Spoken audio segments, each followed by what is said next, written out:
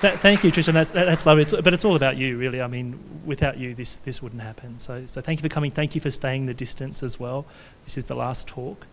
Can I just have a show of hands? Who would say that they use or integrate technology into their own teaching? Can you just put your hands up? Okay, so give us an example of what you do. Using our CAS calculators, we record for the, what's it called? What's the data projected, I forget what it's called, and we analyse the data. Oh, okay. All right. So graphics calculators, yeah?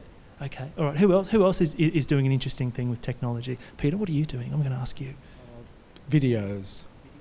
Yes, videos. Anyone else want to pipe in? Yes, Sharon. Feedback clickers or... The clickers.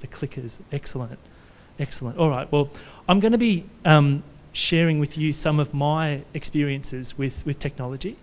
Now, I used to call this talk Success and Failure because not everything that I do is successful. Some of it fails miserably. But I thought this was a more sort of proactive title. Okay, so what are the sort of questions that keep me awake at night? And probably they're the same questions that keep some of you awake at night as well. These are just, I'm not going to discuss all of these, but in teaching, how do you take an idea, a method, a concept, and make it large, make it really touch a large number of people or a large group of people, perhaps geographically diverse, or a large lecture theatre, or a large class, or a school of children? How do you do that? The other flip side to that coin is in a large room or a large class at school, how do you make teaching personalised? How do you touch everybody in the room? How can you make something meaningful on the individual level? How can you make people feel like they're included and be diverse? And whatever you do, how can you measure how effective your teaching is? So I'm going to discuss some of these ideas and some of the examples that I've used to use technology to answer some of these questions. Okay, so here's an example of one of my classes. It's a bit like Where's Wally, isn't it? Right? If you can find me, you get like 5 points. Okay.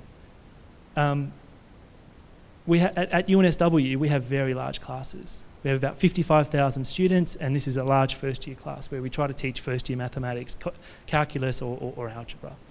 It's a tough gig. So over the years, I've developed what I call now a virtual classroom. Now, it didn't have that title when I started. I just started doing stuff, to be quite honest. And so when I talk about a virtual classroom, these are the sort of things that I've been doing to address some of those questions that I showed you at the start of the seminar. So I've done a lot. Peter mentioned videos. I've done a lot of videos as well. Maybe you have too. I have a commitment to open education, so I like free things that are openly available. So I've produced interactive e-textbooks.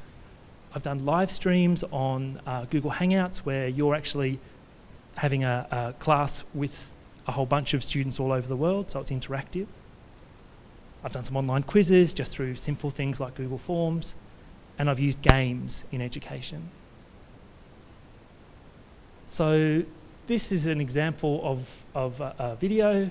Can I just have a show of hands? Who also does video in their teaching? Who records some of their stuff? Okay, so yeah, it's becoming more popular now, and making a video it's almost like sending an email was 15 years ago.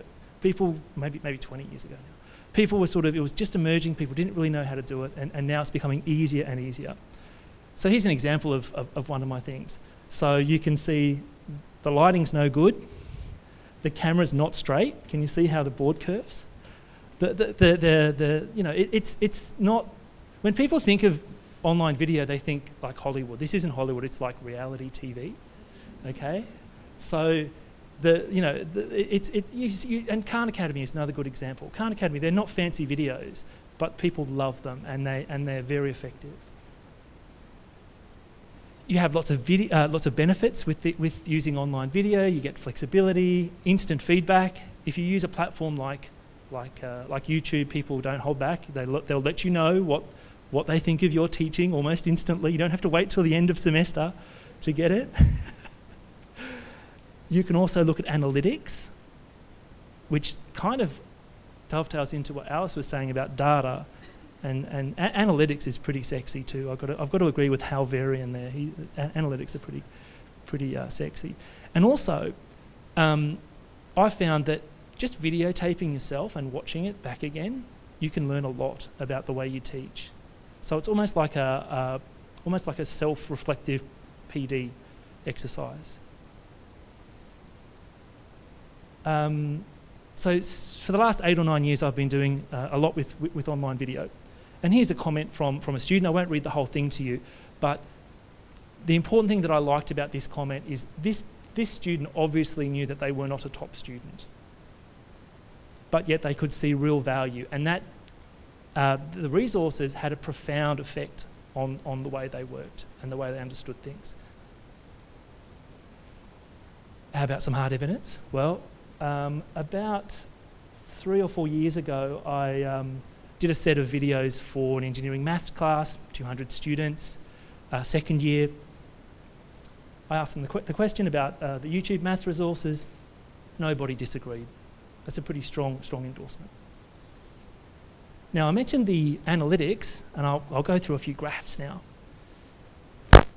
You can see back in 2008 when I started doing this, not much was really happening. These are the number of views per day, right? And you then can see a couple of years down the track, things start happening. And then on the right-hand half of the graph, you get these waves. Anybody know? Like, it looks like a pattern to me. Anyone want to pipe up? What? It's assessment, yes. You don't need a PhD to know that assessment drives activity, right? Okay, but now we can prove it. What was the really big spike? Did you take your clothes off? No. That was when I launched my new song, E is a Magic Number. No. Another big question that we can answer now is, how do people find these things? How do people find resources? If we're going to launch something like Maths by Inquiry, how are people going to find it? Okay. To me, this is amazing. I know the font's small. The top blue line and the next one down, which is almost the same, the top one is a suggested video. So you watch a video on YouTube, down the right-hand column of the screen, you get all these suggestions, these personalised suggestions. The second one is a YouTube search. So what does that tell you? It tells you that search is no longer king or queen of finding things. It's suggestions. And people are obviously trusting it, otherwise that blue bar wouldn't be so big. So for any sort of resources, it's always good if they can be suggestive and personalised. What are people looking at these resources on? Well, this is over an 8 or 9 year period, so the computer is still king or queen there. But over the last 4 years, mobile devices have increased year on year. So about 15% of the traffic is now mobile devices, and it's growing. So any kind of resources that you produce need to be mindful of little screens and mobile devices. Now again, too small to read, but here's some more analytics. You can see here are the viewers by country, it's geographical location. You can see Australia is massively overrepresented at number 3. But you can kind of see the videos that I've done are mostly for university students, and you can kind of see the 18 to 24 age group is the most popular one. So you can see who's accessing your resources, how old they are, whether they're male or female, where they live. Again, analytics are sexy.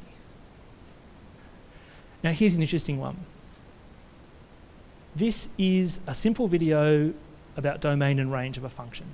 Okay, 10 minutes, nothing complicated. When I saw this is over a 5-year period, so analytics over a 5-year period, and it's about 100,000 views for that video. Okay, so a lot of data. This is the really important thing. Have a look at male versus female. It's almost even. Now, if you walk into any maths class, any engineering class, the split is about 4 guys to every girl. So why is that happening? So that opens up a new question. Are online resources and technology poised to level the playing field in terms of diversity and gender balance? Okay, another video, not very professional, but you can see this line down here that is a crude measurement for interaction. So you can see how long people stay on before they drop off to, they get the information they want, or they decide that this video is not for them. Again, another interaction one. This curve measures engagement.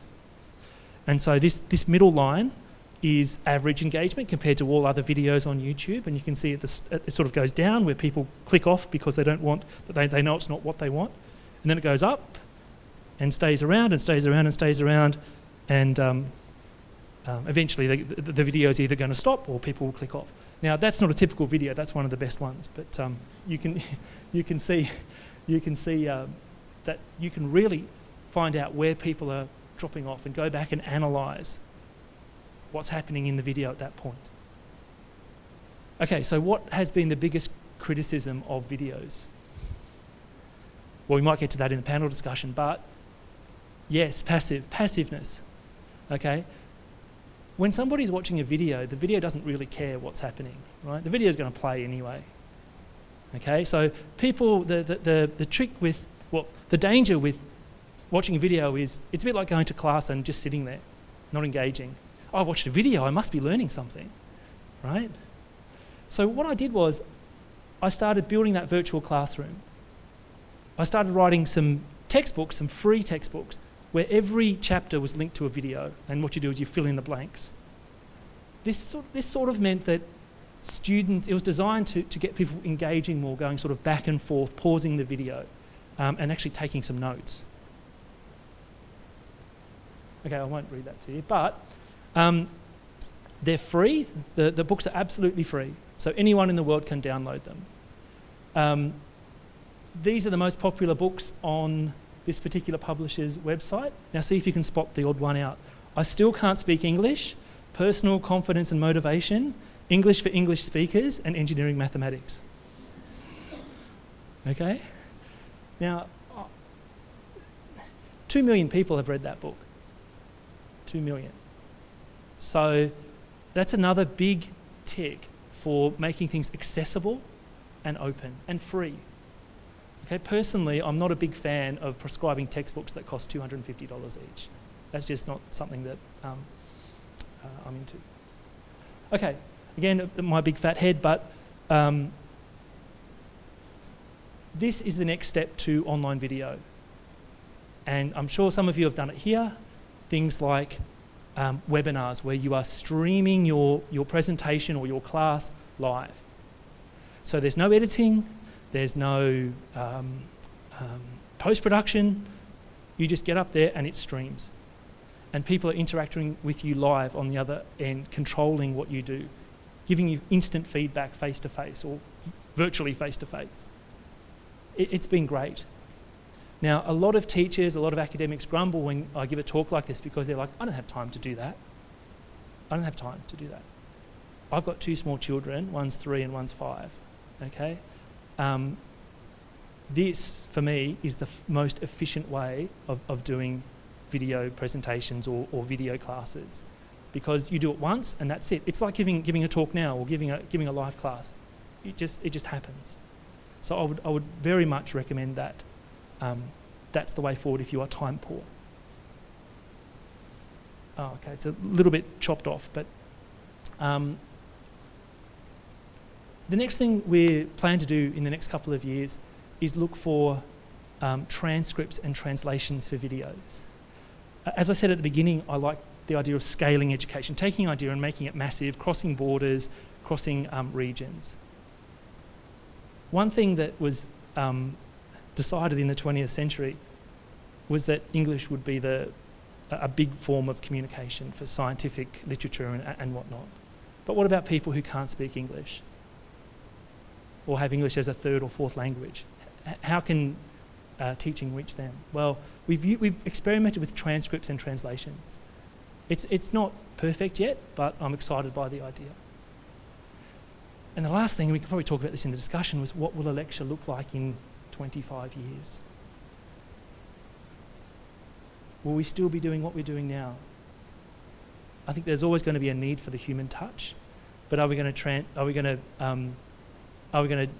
transition to something else? What do you think? No? Oh, okay. 5 years. Okay, well, I think I'm going to hand back to Tristram now. So I'm happy to take questions, and I'll see you at the panel afterwards.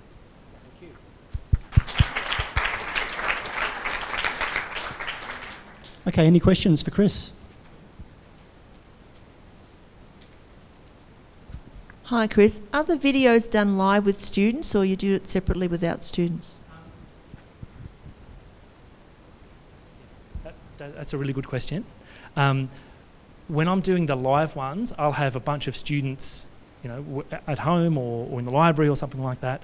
They are done. They're done on my own sometimes, but also sometimes with a group.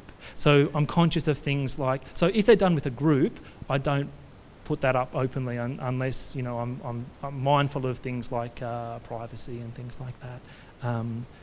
So I think with university students it might be a little bit different because they can sort of sign their own forms and whatnot. But even the ones where you might have high school students or a bunch of high school students, that it doesn't have to be completely open. You can still sort of have different levels of openness on YouTube or whatever your learning management system is. So, yeah. Any further questions? Steve? Sorry, I'm going to ask a nasty question, Chris. One of the characteristics of university students, in my experience in the last couple of unis I've worked in, is that their sole motivation is passing an exam so they can get something at the end of it. Do you think making videos actually plays into their hands?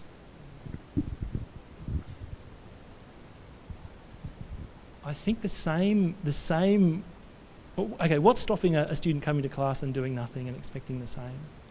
So I think whatever it is, whether it's a live class or any sort of resource, people have to engage with it.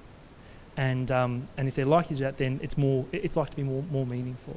So just making a video, playing into their hands, I don't think so. I wouldn't agree with that. I don't think it's necessarily made students lazy. I mean, there's a famous quote, turning up, 80% of success is just showing up. What some people are concerned about is that, nobody will come to my classes. Yeah, that is a concern. And that's one reason why I always have done this since 2008. It's always a value add, not a replacement. Because people learn in different ways. So, for example, one student might really they might sit in the front row and they might love coming to class. Whereas others, I don't know, maybe they're working 2 jobs and they're sick or something. So, yeah, but it's a good debate. It's not a nasty question. Another question? Okay. You pass. Chris, I was just thinking back to that quote that you put up about the student that said that really helped her being able to, I guess, go over and over the tube because that was the way she learnt, and that relates, I think, to what I was talking about earlier about maths anxiety, that part of the anxiety for students often comes from that public, they feel humiliated in public if they can't understand, and if they can have control over going back and going over it a number of times and learn, I think that's really going to help with their response to it in terms of their emotional responses. Sue, I would agree 100% with that.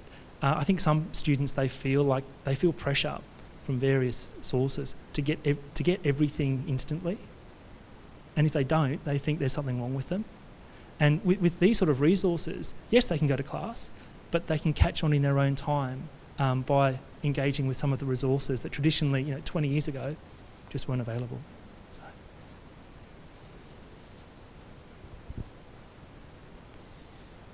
I was just going to say that in light of all of this, as a baby boomer, came through the protest era, blah, blah, do you think because we've got all of these different things and this notion of you can download your lecture notes, you do the videos, blah, blah, do you think that kids who are actually doing a tertiary education are losing something from all of that in terms of that the whole point about being in that educational environment and having the arguments and the discussion and the collaboration that comes from actually being part of a lecture group, and the extended group is actually something really huge that's going to be lost over time?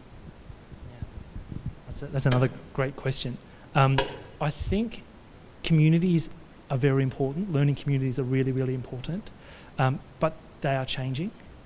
I think a couple of years ago when we talked about deregulation, at least in the university sector, so you take the cap off numbers and you just start charging fees. If that happened, I would have been really, and it's happened in the UK, I would have been really interested to have seen how students behave when they're suddenly paying $15,000, $20,000, $25,000 a year for their education. Would they put more value on face-to-face interaction? Would they start coming to lectures more? I don't know. I would hope they would. But at the end of the day, I think, at least in the university setting, it's up to the students. Students will come to a lecture if they see value in it. If they don't see value in it, they're going to vote with their feet.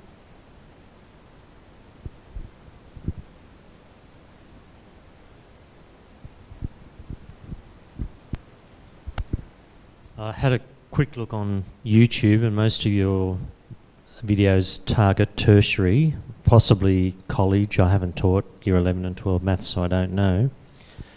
Have you thought of, or will you be aligning that with the Australian curriculum year 11 and 12 so that we can use and abuse it?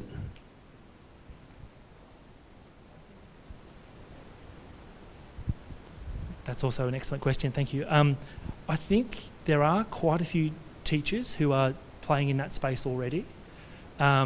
People like Eddie Wu is very famous. Yeah, he's very famous and he's very active, very good teacher. Khan Academy is there as well. I'm not sure if that can be mapped to the Australian curriculum, but I would actually have a look at what Eddie Wu is doing, because he is a great teacher at Cherrybrook, which Judy mentioned before, and he's very, very popular. So I would start there, and yeah, I'm happy to give you the URL after the site. But yeah.